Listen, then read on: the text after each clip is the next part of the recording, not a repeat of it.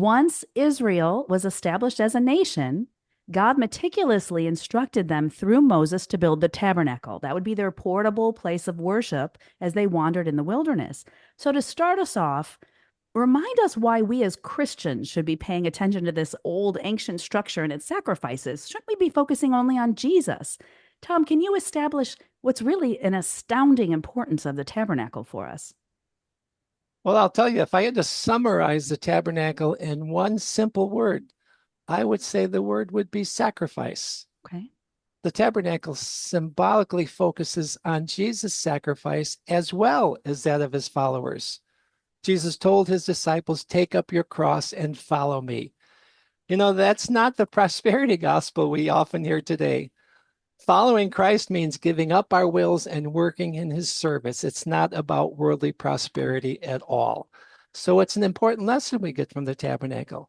And it must be important for Christians to study the tabernacle because the Apostle Paul deals with it fairly extensively in the book of Hebrews. He writes about the symbolism God put there for us to study.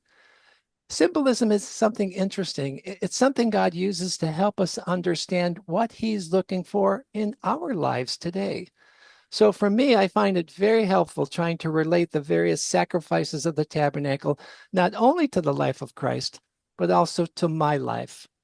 God uses the tabernacle to illustrate important principles that are necessary for us to eventually gain eternal life. So these are pretty important things. And as we study the tabernacle, we'll see how valuable they are.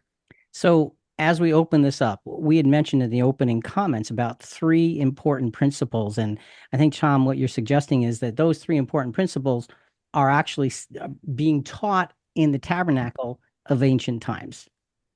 Yes, they are. There's three great principles: fundamental justice, gratitude, and devotion. Justice is a key principle there. It's a fundamental part of the tabernacle system. And it makes the point that because God's justice condemned our race, we cannot have the same relationship with him that Adam once had. Therefore, one thing we learned from the tabernacle is that God's justice must be satisfied before we can have a relationship with him.